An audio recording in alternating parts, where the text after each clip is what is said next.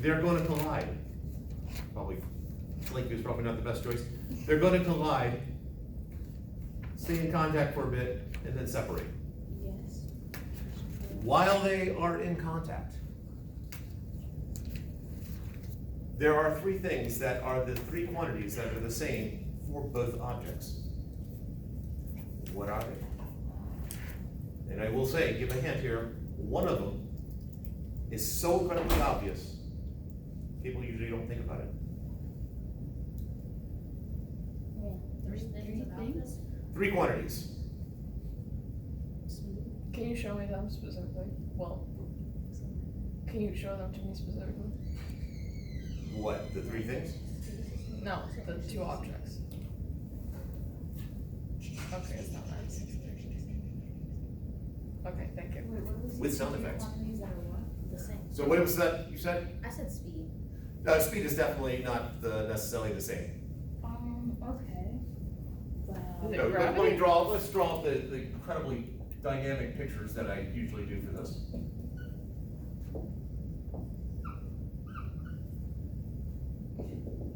This will be the point where they first touch each other. Now, in theory, these should be this same size.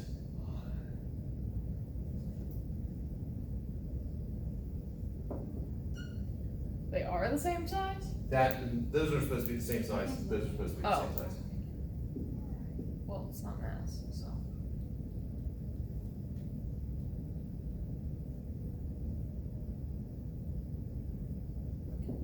Wow.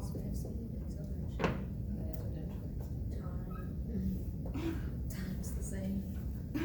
So this is the point where they first touch. This is the last point where they're touching, and they start to separate. Okay, so Gravity? what do you mean by that? Gravity is acting on them in the same way. Gravity is a very huge subject. You mean the force of gravity? Sorry, little g gravity. Acceleration due to gravity? Yes. Not necessarily. I guess they could do the same. So it's not They'd one be of very the close to quantities? each other, given the way I said So it's the not problem. one of the three It quantities? is not one of the three. What about time? Time is. That's the one that's so incredibly obvious. Usually people don't think about it. Well, it depends. What do you mean by time? Like from start to finish time. Start of what to finish of what? Start of movement to finish of movement. Ooh, no. No. It's the start of the collision and the end of of their contact, of them being in contact. So they start at the same time and they end at the same time? They start touching each No, other. they start touching each other, like yeah, at the same time and end at the same time. I'm gonna nitpick that. Okay. Because we don't know if their clocks are the same. That this stopwatch here might have started before that one did, so the stopwatches would just agree that they start at the same time and they end at the same time. So what really about time is the same for both? Ava? The change in time. Yes. The duration of the contact. A touches B for the same amount of time that B touches A. That's the. That's what she was saying. What? That's what she was saying. That is what I was saying. I just don't think you're understanding. That's quite possible. It's because No, that's All right, certainly now's possible. your chance. Give me the look. No, it's fine. I don't really don't care. But she does. Why wouldn't you do that? She does. That was a golden opportunity for you. To say that I was right. Yes. The look. Because I told you because so. my next answer is gonna be wrong, and then I'm And gonna then- look stupid. So Then I'll give you the look. This is All a right, so transactional time. agreement. The time of contact is the same. Okay. Total force? Pardon? Total force? Ooh. Be careful. Force is a vector.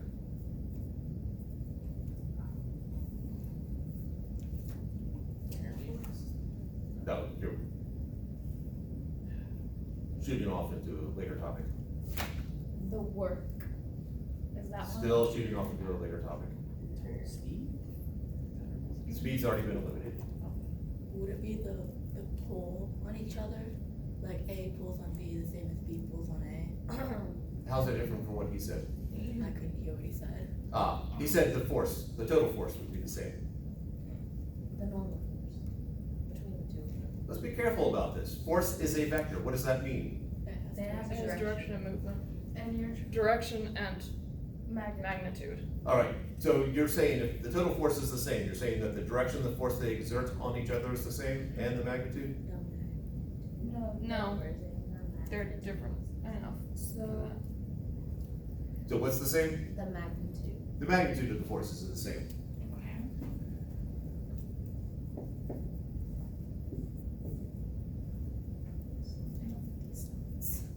Now, in this particular case, going to something I heard Ava say, it would be normal force in this particular case. It actually could work for any two forces interacting, which is why I was So hedging Newton's on their third law. acceleration due to gravity being the same, at least in magnitude. If we're talking moon, sun, they're not colliding, but there's still a force exerted on each other. right. It's just taking insignificance from the moon. The third and final thing is.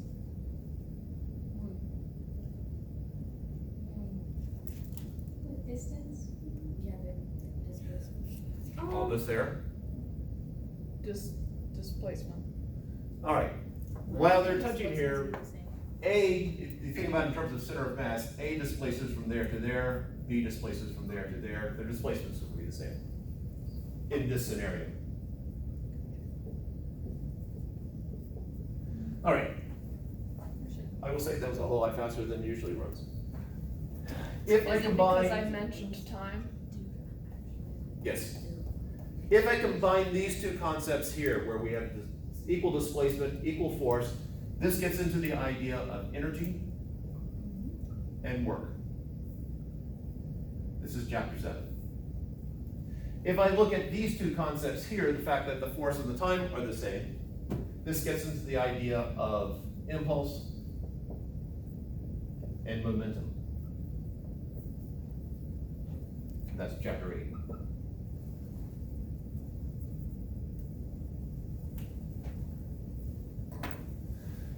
So we're gonna spend some time on the energy and work to start with, and then we will get to impulse and momentum, and then we will combine the two.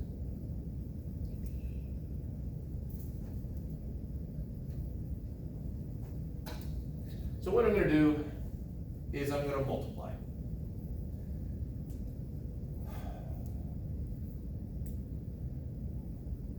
What, we have touched on dot products, I believe. Barely. Yeah. All right, so let's talk about dot products. Just, okay. Enough so that you recognize the term. Isn't dot products about like adding to? It's multiplication. So, right, it's dot. Trying to do the dot versus. Okay, Sorry. so You were saying? As a refresher, we have the dot product. dot product is between.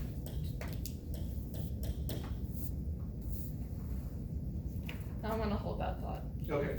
Also known as a scalar product. Also known as an inner product. Take that.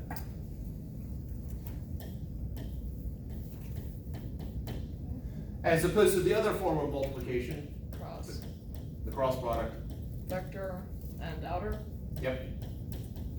How could I not have seen that?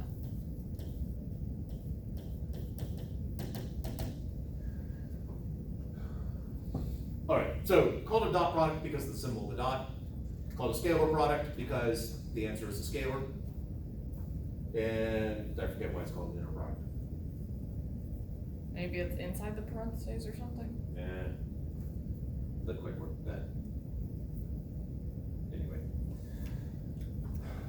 All right, so when you multiply it, do inner dot product, you're multiplying parallel components. Cross product, you multiply perpendicular components. Oh, because they cross each other. So think of that as four right angles. Ah. So if I have a box moving along, and I'm applying a force in the direction of movement. And my displacement is this way. Then I have a positive dot product. If I multiply force times displacement, it'll be positive because the force is in the same direction.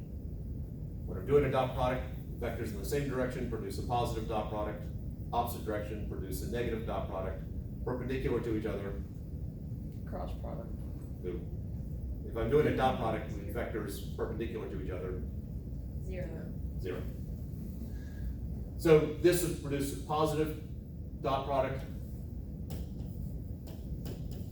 in displacement to the right. That would produce 0 dot product, and then it's getting worse and worse as they go. That would produce a negative dot product. Could you go back to slide 2? Thanks. So what I'm going to do is I'm going to do a dot product between force and displacement and just see where that sends us.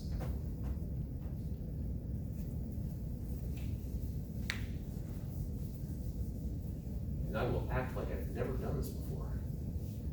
I will be surprised and amazed, just like you. Now, in this particular derivation that I'm going to do right now, I'm going to assume this is the total force. I'm just going to put a little net there for the net force. What is the net force equal to? A. Yes. Total force is equal to the mass of an object times its acceleration. So now I have acceleration times the dot product. What's the formula for acceleration? In which case, centripetal? Or just? No, just in general. The generalized chapter 2 formula for acceleration. Change in velocity over change in time. So I have mass times the change in velocity over the change in time, dot product with, and then displacement. Change in distance over change in time in a specific direction. It's not something over change in time, I can tell you that. What did you say? It's the initial minus the final minus the initial, Of, the starting point. Are you looking for the 1/2 one? no, not looking for that one. Well, there's more than one equation with a half in it. The 1/2 a t squared? No, not that one, the other one. The one where it's all divided by a half? Divided by 2? What is? Yeah.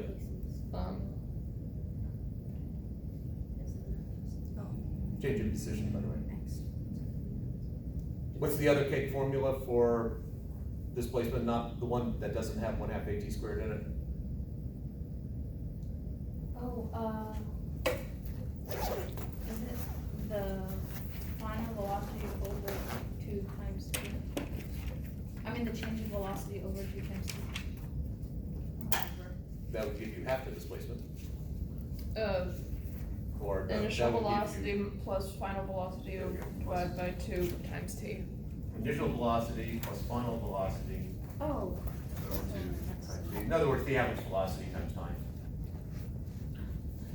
So I still have this dot product here. Let's pull out the things that are not vectors. So I'm multiplying times the time here, dividing by time here. That would cancel out.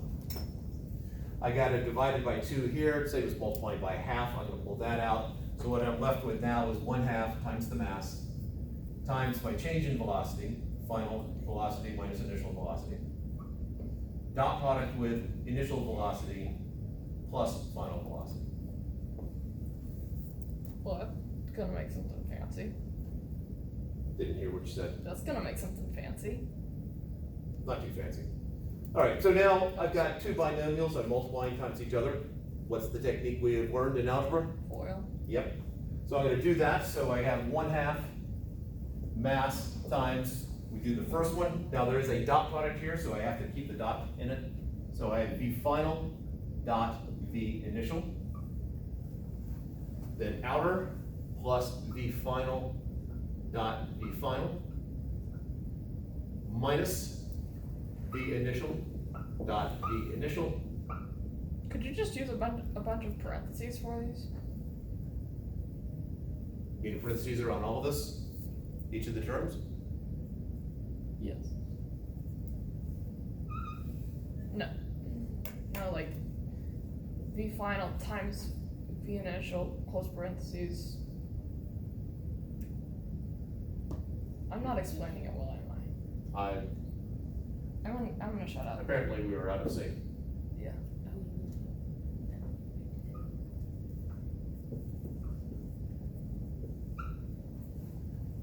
That'll do.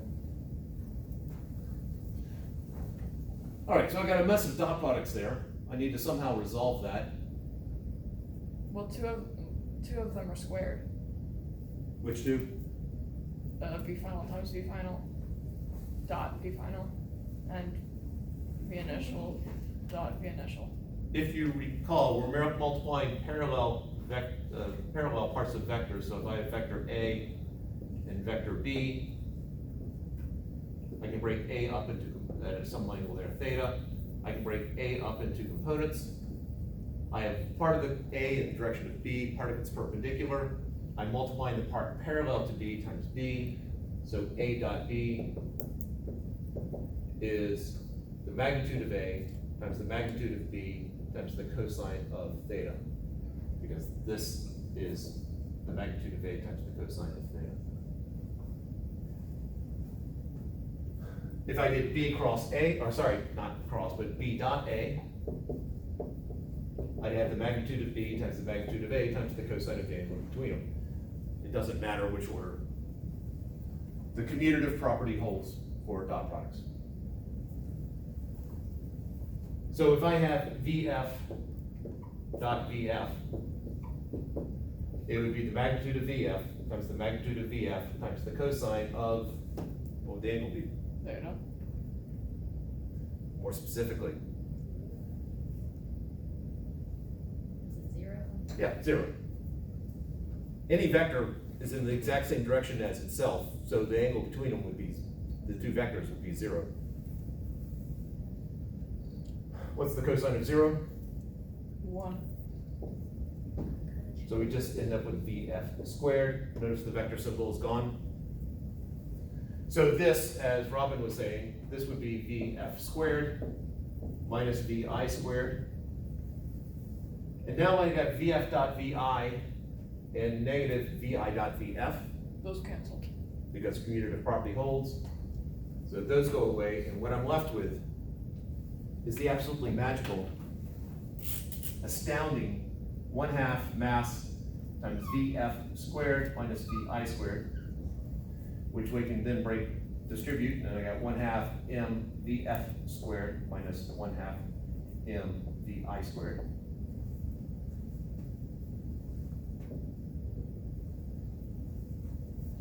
Now, 1/2 MV squared shows up twice, so let's come up with another symbol for it. How about capital K? So it'd be K final minus K initial, which is just delta K. Ooh. Give people a chance to catch up and ask questions. So does K equal 1/2 mass times velocity squared? Speed squared. Okay.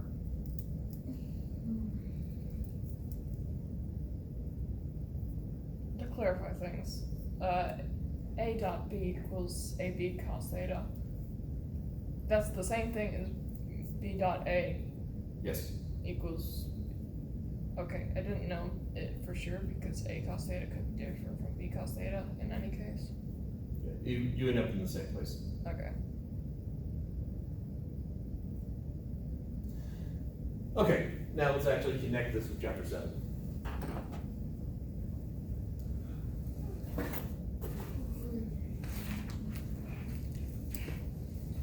This F times delta X here,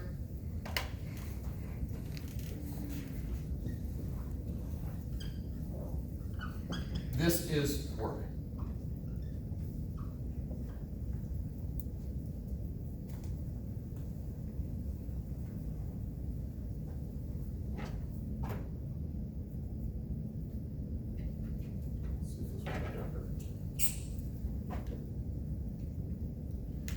All right, so work is defined as force times displacement with the dot, F dot displacement. This K here has a special name. This is known as kinetic energy. That's why you chose it. Yep.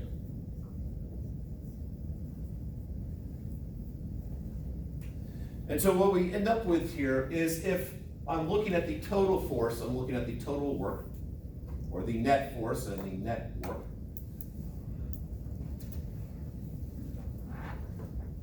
So based on what I've done right there, the total work, or net work, is going to be equal to the change in kinetic energy. This is known as the work energy theorem.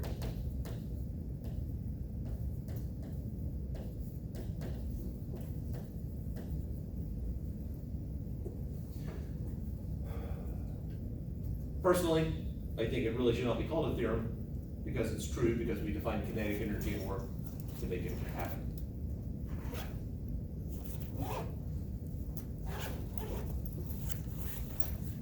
Say that again? I would debate whether it's a theorem or not. The total work is equal to the change in kinetic energy works because we define work and we define kinetic energy so that they were equal to each other. Okay. Now, let's get into a little bit more specifics here. There are actually two different types of forces when we're talking about this. There are conservative forces and non-conservative forces. So if I have the conservative force, I'll put a little subscript C there, conservative force.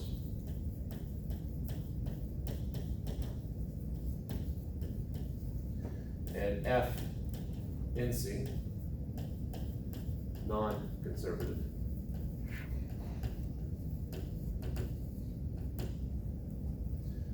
So going out on a limb here, taking a leap of faith that you'll make the connection, I'm hoping. Why do you suppose they call this a conservative force? What do you suppose a conservative force is? The older one? The more stable one? No. Was not expecting that one, but okay. It conserves energy.